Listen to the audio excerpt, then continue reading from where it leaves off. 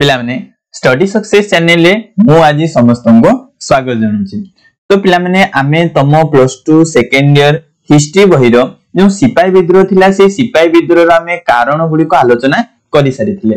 तो सिपाही विद्रोह रो अग्रगति वीडियो आम चैनल रे नथिला तेनु बहुत पिला मते कमेंट करले जे सर सिपाही विद्रोह केमति आरंभ होला आ सिपाही विद्रोह केमति आगो को बढ़िला अर्थात कहै बोले सिपाही विद्रोह रो अग्रगति केमति होला। तो ए सब जिंस सर आमे बुझी पानु आपण मते काम करंतु ना आपण हमको से वीडियो गुडी को प्रदान करंतु बोली बहुत पिला मते कमेंट रे जणले। तेनु तममानकर कथा रखी आज मु सेही सिपाही विद्रोह रो अग्रगति हला वीडियो आनिछि। तो एठी हमें आज सिपाही विद्रोह केमति आरंभ होला और सिपाही विद्रोह केमति अग्रगति होला सेटा हमें पूरा पूरी भलो से बुझी देबा। तापरे परवर्ती वीडियो रे हम सिपाही विद्रोह रो दमन और सिपाही विद्रोह रो फलाफल मध्ये आलोचना करिवा बुझियला। तो जो माने पूर्व वीडियो गुडी को पिला माने देखिनो ए सिपाही विद्रोह बा महान विद्रोह रो तो से कारण गुडी को मु डिस्क्रिप्शन में लिंक दे देबी से वीडियो गुडी को देखि दो जा द्वारा त माने आज रो वीडियो मध्ये भलो से बुझी पारियो। देखो ए जो 1857 मसिया रो महान विद्रोह बा सिपाही विद्रोह जा आमे मध्ये कहूछु। तो ए सिपाही विद्रोह रो प्रथमे हमें आसु कारण जानिबा। सर आसु कारण बोली कोन जेउ कारण रो ए सिपाही विद्रोहटा आरंभ होईची ताको कोन कहा होची कहले पिले आसु कारण बोली कहाय थाए बुझुची नि जो कारण रो ए सिपाही विद्रोह पूरा आरंभ होई थाए। विशेष करी पिला माने सिपाही विद्रोह आरंभ रा मेन कारण होचे कोन सिपाही माने हला जो सिपाही बोले कोन सैन्य माने तांकर जो असंतोष गुडी को से माने जो इंग्लिश सरकार को विरोध रे जो जेति की असंतोष गुडी को पुंजीभूत हेइथिला से पुंजीभूत जो बारूद गदारे निया लगिथिला कुडा ना एनफील्ड बंदूक रो प्रचलन हला को बंदूक एनफील्ड बंदूक रो प्रचलन। तम मान को मुंडे प्रश्न उठतो सारे एनफील्ड बंदूक कोन प्रचलन केमति हला आ सिपाही विद्रोह केमति आरंभ होला चलो हमें टेक्निक हिसाब रे बुझिबा।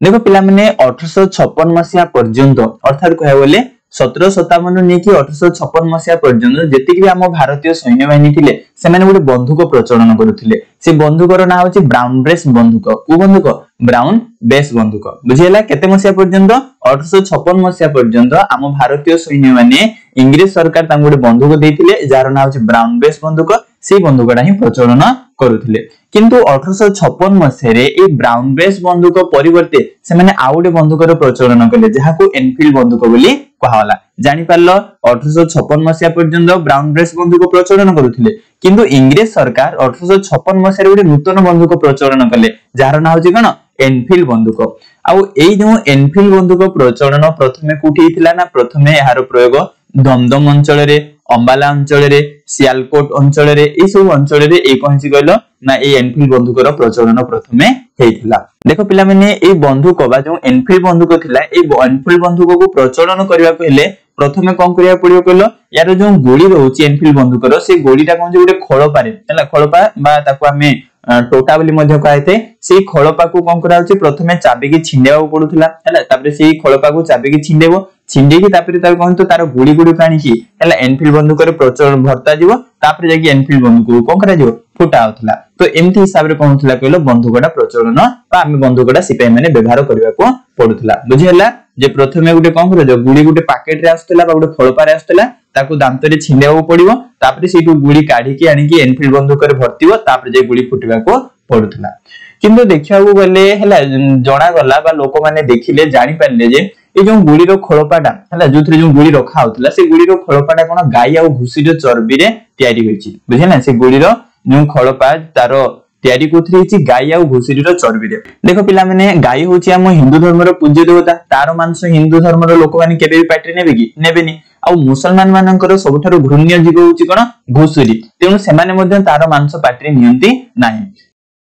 किंतु एमाने जो एनफील्ड बंदूकटा प्रचलन करथिले सेलीटा जो खळपारे आस्तला सेटा कोन गाय आ घुसुरी रो चर्बी रे तयारी होतला बुझुची। तो ताकू दांत रे छिंडेवा पडुथला तेनु कोनची कहले हिंदू धर्म रो लोक माने भाबिले जदी आमे सीटा को दांत रे नबो ताले गाय मांस नबो तो गाय मांस नेले आम धर्म नष्ट होई दिबो। सेमती हिसाब रे कोन मुस्लिम माने मध्ये घुसुरी को जेतु बहुत घृणा करूथिले से माने मध्ये तारो मांस पाटरी नेबा पई कोन करूथिले मना करले। तो तापरे समस्त सिपाही माने कोन करले कहलो सेति पई इंग्लिश सरकार को मना करले जे आमे ए बंदूक प्रचलन करिवो नाही। आउ भारतीय सिपाही माने तांको मन रे विश्वास आसिला जे हमरो धर्म नष्ट करिया पई ही ए गोरा सरकार बा इंग्लिश सरकार ए बंदूक गुडी को प्रचलन करिसंती किंतु इंग्लिश सरकार मानिलेनी। इंग्लिश सरकार ए बंदूक प्रचलन करिया पई हमर भारतीय सैन्य मान को पूरा पूरी बाध्य कले जे फଳରେ जेतले बाध्य करिसंती कि ने तो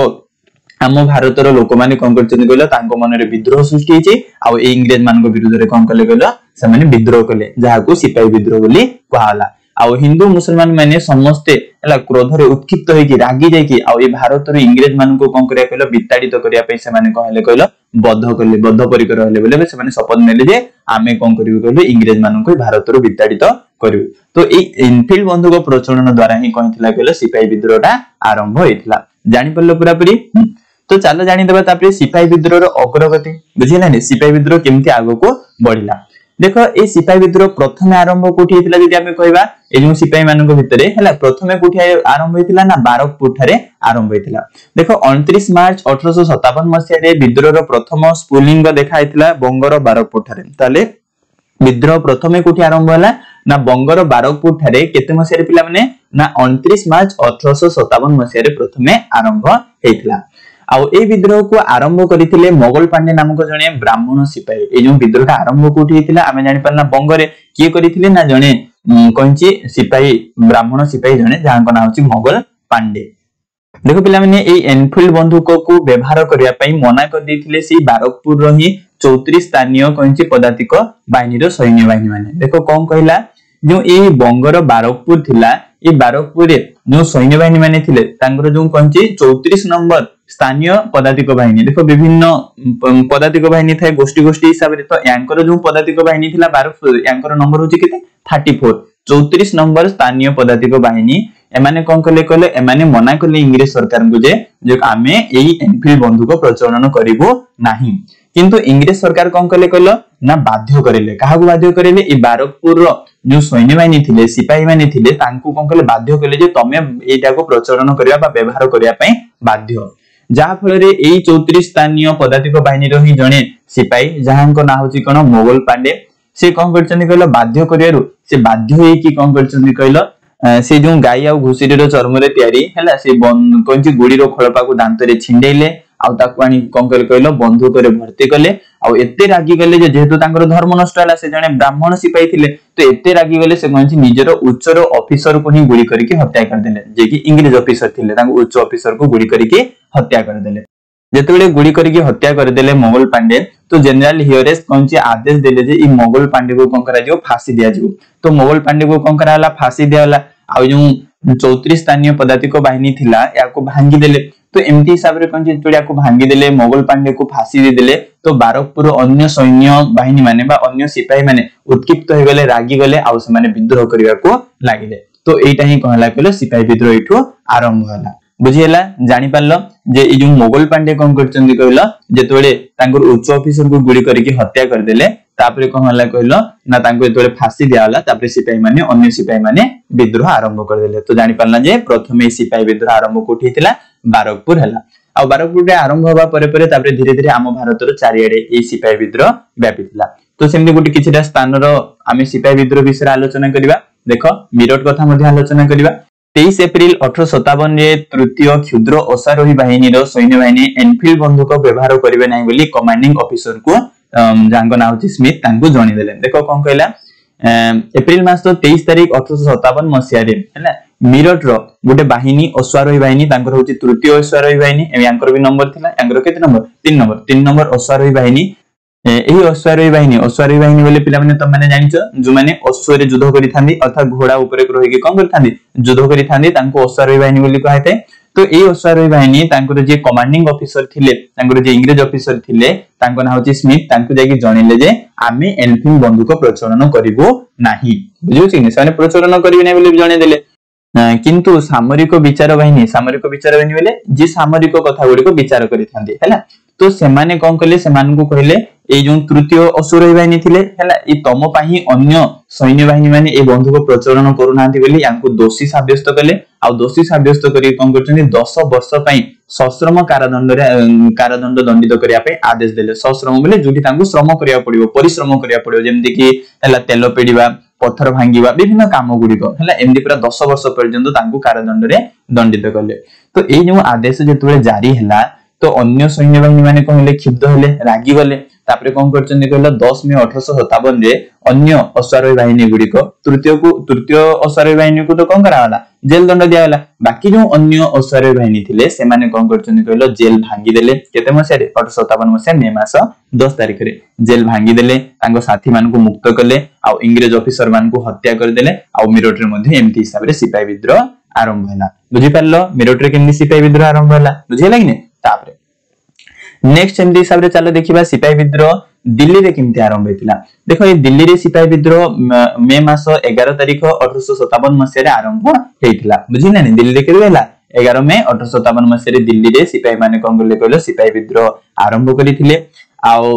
से माने कोन करले कहलो किछिटा जो सिपाही माने थिले से माने दिल्ली गले दिल्ली को जाई सारला परे से माने कोन करचंदी मुगल सम्राट बहादुर शाह जाफर जे थिले हमर मुगल सम्राट तांको कोन करले कहलो भारतर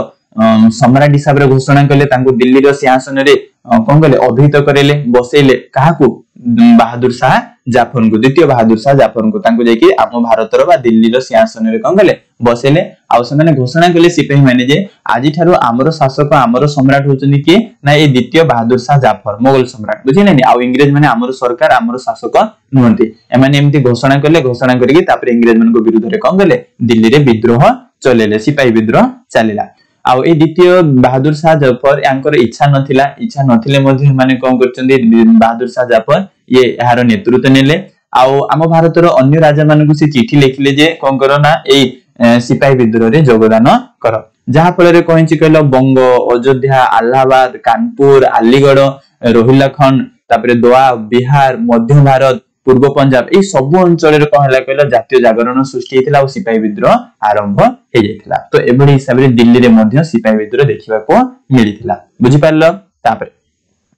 ठीक सेपरि हिसाब रे नेक्स्ट जदि हम आलोचना करबा लखनऊ पिलेनी लखनऊ हे जायछि एटा प्रिंटिंग मिस्टेक अछि तो एटा कोन ना लखनऊ टाइपिंग मिस्टेक हे जायछि हला तो लखनऊ रो विद्रोह रो नेतृत्व निथिले किए ना बेगम हजरत महल मने रखियो पिला माने जे लखनऊ रे सिपाही विद्रोह नेतृत्व के निथिले बेगम हजरत महल तो ए बेगम हजरत महल निजर पुत्र तांग जहार ना होची बिरजिस हैना बिरजिस तांग निज पुत्र अयोध्या रो जमीदार तालुकदार मान को सहायता रे सिंहासन रे बसेले तांगु राजा करेले बुझी नै कार ए लखनऊ रो राजा करेले किए ना हमर बेगम हजरत महल निज पुओ तांगो पुओ ना होची बिरजिस तांगु सिंहासन रे बसेले कहा सहायता रे ना अयोध्या रो जमीदार आ तालुकदार को सहायता रे आ तांको निर्देश रे कार बेगम हजरत महल को निर्देश रे कहि सेई जो लखनऊ रे जो इंग्रज रेसिडेंट थिले अर्थात इंग्रज ऑफिसर जने थिले तांको बासभवन को घेराव कराला बासभवन घेराव गले जानचो पूरा पूरी तांको सैन्य बाहिनी माने गले तांको बासभवन को पूरा पूरी कोन गले चारियाड घेरे देले तो घेरेव करबा समय रे से जो रेसिडेंट जे थिले तांको नाम छी सर हेनरी लॉरेंस हला से मृत्युवरण करले बुझे ने से समय रे से मृत्युवरण करते छन जे तोळे याकर घेरा आइछि तो ए लॉरेंस को मुक्त करिया पई आउ दी जण ऑफिसर आस्तिले जनरल आउटराम आउ हैवलॉक हला आउ जो आउटराम आउ हैवलॉक आस्तिले ये कोन पय आस्तिले ये सर हेनरी लॉरेंस को मुक्त करिया पय आस्तिले तांको मुक्त करिया पय आस्तिले जो बंदी कर देथिले तांको तो जेतोले आसीथिले ए माने पुनी कोन करले कहलो सेही सिपाही मान को सहित कोन करले लढाई करले किंतु से मान को थारो जीति न पारियो ए दी जण को भी धरे के कोन करले कहलो गुटे रूम रे बंद कर देले अवरोध कराला एबली हिसाब रे लखनऊ रे कहथिला कहले सिपाही विद्रोह आगो को बढ़िथिला बुझियला लखनऊ रे सिपाही विद्रोह केमति आरंभ होला जे आमे जानिला लखनऊ रो सिपाही विद्रोह नेतृत्व निथिले कि बेगम हजरत महल आ से निज पुत्र को ए जो अयोध्या रो जमीदार तालुकदार मानक सहायता रे सिंहासन रे बसैतिले आउ तांको निर्देश रे ही बेगम हजरत महल को निर्देश रे ही इंग्रज रेसिडेंट रो बासभवन को कोन कराइतिला घेराव कराइतिला जेतोले घेराव कराइतिला से रेसिडेंट सर हेनरी लॉरेंस मृत्युवरण करले आ ई लॉरेंस को कोन करिया पय कहलो ना लॉरेंस को मुक्त करिया पय आ दुई जण जनरल आस्तिले इंग्रज ऑफिसर आस्तिले जहां को नाम होची कोन आउटराम को हैवलॉक तो ए आउटराम हैवलॉक जेतोले सिपाही मान को सहित कोन करले कहलो संघर्ष करले लढाई करले तो ए माने पराजित हेले तो ए दिटा को धरि के मध्य कोन करले कहलो नेकी बंदी कर देले बा गुटे घरे कोन करछन अवरोध कर देले आ एमडी हिसाब रे सेठी कहला कहलो सिपाही विद्रोह आरंभ हे जाइतला कोठी ना लखनऊ रे बुझियला तापरे नेक्स्ट जे हमें कहबा कानपुर कथा पिला माने कानपुर रे ए सिपाही विद्रोह रो नेतृत्व नेथिले नाना साहेब आ होचे के ना तांतिया टोपे तांकर मंत्री जे थिले तांतिया टोपे आ राजा के नाना साहेब ए दी जण कोन करछन कहलो कानपुर रे सिपाही विद्रोह रो नेतृत्व नेथिले पिला माने मने रखिबो के केउठारो नेतृत्व नेथिले एक मार्किया क्वेश्चन आसीबो बुझुची। सम्राट द्वितीय बहादुर शाह जाफर को सम्राट रूपे मानिकी हैला ए नाना साहेब तांकर जने शासक हिसाब रे निजको घोषणा कले कहार जने शासक हिसाब रे जाफर द्वितीय बहादुर शाह जाफर जने शासक हिसाब रे निजको से कोन करचंदी कहलो ना निजको से घोषणा करिसंदी आउ कोन करचंदी सिपाही मान को विरुद्ध रे से तापर कोन करचंदी कहलो विद्रोह करिसंदी आ जो तांतिया टोपी थिले तांकर मंत्री एमती एक विचक्षण बुद्धि थिला बा यांकर एते मात्र पराक्रमशाली ये थिले जे ये समस्त गोरा सैन्य बाहिनी को कोन कले कहलो कानपुर पराजित कर देले आ जति कि इंग्रेज ऑफिसर सेने थिले समस्त को हत्या कराला एमती कि तांकर स्त्री तांकर पुओ जे भी से कानपुर रे इंग्रेज ऑफिसर मानकर परिवार थिले समस्त को मार देले मात्र 4 जण ही बंची थिले बुझु छी एमडी हिसाब रे कानपुर रे मध्य ए सिपाही विद्रोहटा चलीथिला तापरे कानपुर कथा परिवर्तन जदि हमें देखिबा आउ कुठी हेतिला झांसी रे मध्य पिला माने सिपाही विद्रोह हेतिला त माने जानिचो पिला माने झांसी रे सिपाही विद्रोह नेतृत्व के नेथिले रानी लक्ष्मीबाई जेतेबेले तांकर पोष्य पुत्र जे से ग्रहण करथिले जांको ना होची कोन आनंदराव तांकु राजा हिसाब रे डेलहाउसी ग्रहण कले नाही त माने जानिचो डेलहाउसी गर ओडे नीति थिला राजस्व लोप नीति हैला डेलहाउसी कहिथिले जे जेउ राजा बा रानी कर कहरबनी निजर पुत्र संतान रहइबो नै तो सेही से माने पोष्य पुत्र ग्रहण करि परिबेनी आ सेही साम्राज्य डायरेक्ट का सहित मिसि जिवो इंग्रेज सरकार को सहित मिसि जिवो तेनु डेलहाउसी कोन करचनी झांसी को जेतोले इंग्रेज सरकार को सहित मिसि दैचंती तो रानी लक्ष्मीबाई कोन करचनी कहलो इंग्रेज सरकार को विरुद्ध रे घोषणा बा सिपाही विद्रोह करिसंती तो फल रे कहछि गेला ना रानी लक्ष्मीबाई इंग्रेज सरकार विरुद्ध रे कोन करचंती विद्रोह उठिचंती आ तांतिया टोपेंको सहित मिसी हला मिलित सैन्य बाहिनी रे ए ग्वालियर अधिकार करथिले आ बहुत इंग्रेज मानकर सैन्य बाहिनी के सहित लड़िचंती आ एमती लड़ी लड़ी कोन करचंती कहलो ए जो हम रानी लक्ष्मीबाई से मृत्युवरण कले बुझिउछि तापर झांसी परे सेमती हिसाब रे आउ गुठी सिपाही विद्रोह हितला ना आउ होछि बिहार रे मध्य सिपाही विद्रोह देखिबा को मिलिथिला तो बिहार कथा जदि आलोचना करिबा ए बिहार रो नेतृत्व निथिले कि सिपाही विद्रोह रो ना कन्वर सिंह के निथिले कन्वर सिंह यांको 80 वर्ष होतला जने 80 वर्ष रो वृद्ध कोन करचंदी कहलो बिहार रो नेतृत्व निथिले से बिहार रे युद्ध परिचालना करिबा सहित अयोध्या मध्य भाग को मध्य आम भारत रो मध्य भाग सेठी को मध्य छुटी जाइथिले सेना धरि के सेठी मध्य इंग्रेज मान को विरुद्ध रे विद्रोह करिथिले देखो जने 80 वर्ष रो वृद्ध किंतु से कौन एते हिसाब रे अद्भुत हिसाब रे से लड़िथिले जे ब्रिटिश सैन्य बाहिनी माने मध्ये चकित होई जाथला ब्रिटिश सैन्य बाहिनी मध्ये पराजित होई जाथले